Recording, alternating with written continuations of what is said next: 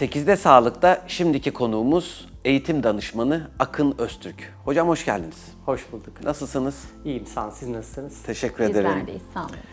İnsanların uzun bir süre bir işte motive çalışmaları veya o motivasyonu korumaları nasıl mümkün olabilir hocam?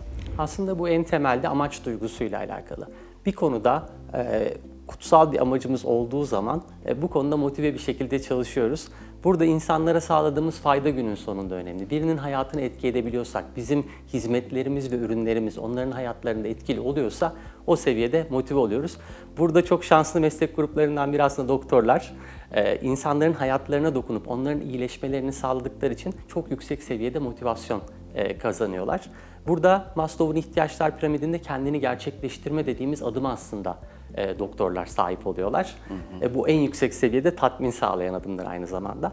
Benzer bir şekilde çok yararlanan bundan bir meslek grubu da öğretmenlerdir. Özellikle birine yeni bir şey öğrettiğimiz zaman onun gözlerinde göreceğiniz o parıltı ki sebebi de mutlu olmasıdır. Mutlu olmak da yeni bir şey öğrendiğimiz zaman dopamin hormonundan kaynaklanan bir faktördür. Mutlu olması bizi de dolayısıyla mutlu eder.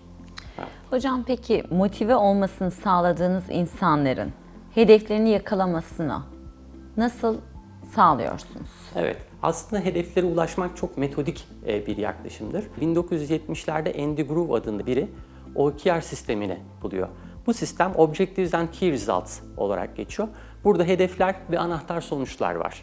Ve normalde yıllık hedef sistemlerinin problemi hedeflerin sene başında belirleniyor olup sene sonuna kadar unutulmasıdır. Ama OKR sisteminde her 3 ayda bir hedefler yenileniyor ve her ayda bir de bu hedefleri gözden geçiriyoruz. Dolayısıyla zor hedefler belirleyip bunlara ulaşmak olarak OKR sistemini açıklayabiliriz.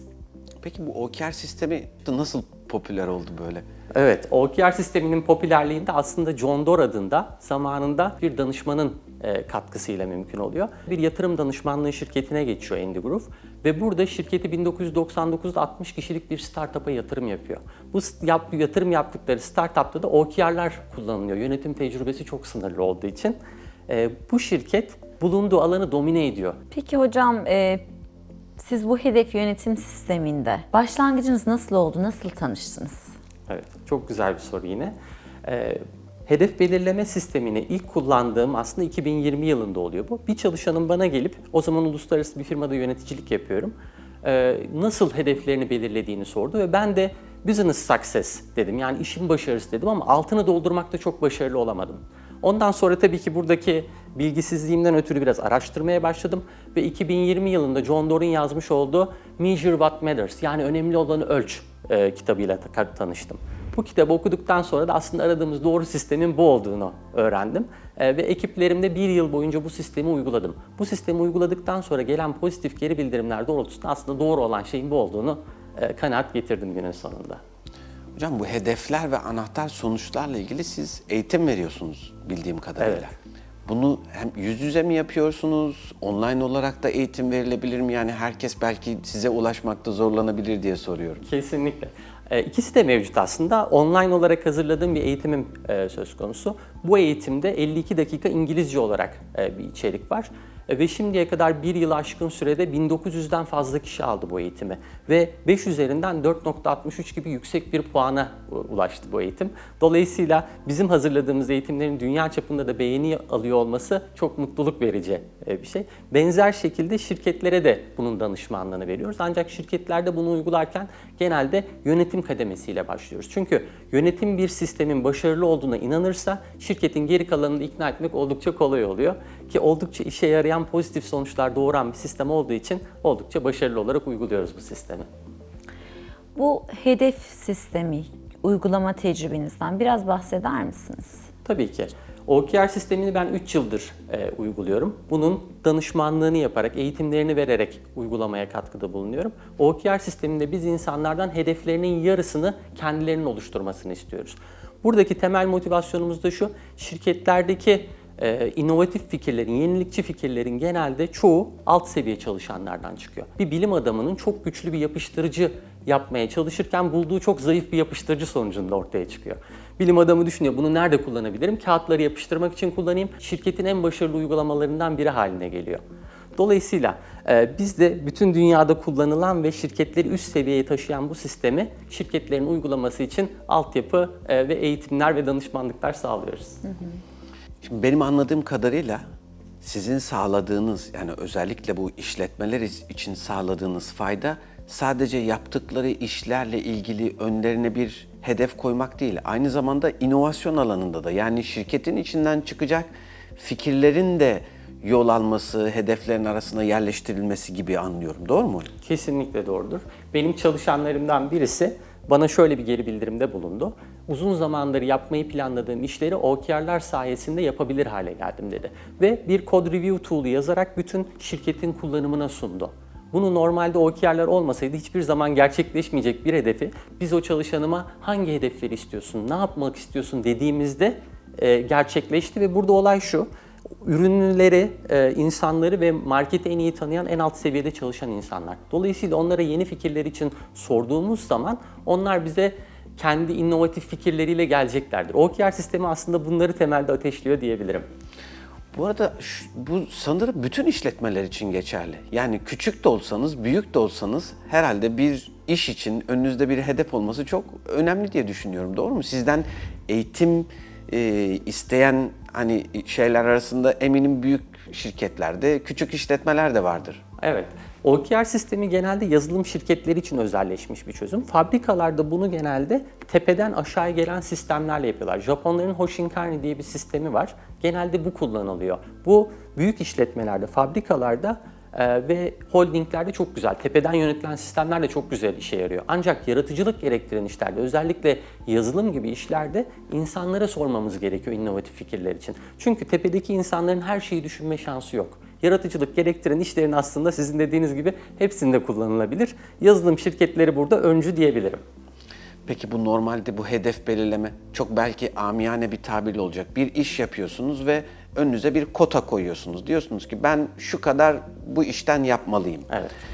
Sizin söylediğiniz bunu daha sık aralıklarla ve kontrol ederek yapmak. Bu Kesinlikle. sanki bana her işletmeye uygulanabilecek bir formül gibi geldi. Kesinlikle kendi performansını ölçmek isteyen, belirlemek isteyen her işletmede uygulanabilir. Zaten sistemin kurucusu Andy Grove şöyle demektedir: biz OKR sistemini herkesin eline performansını ölçmesi için bir kronometre vermeye benzetiyoruz der.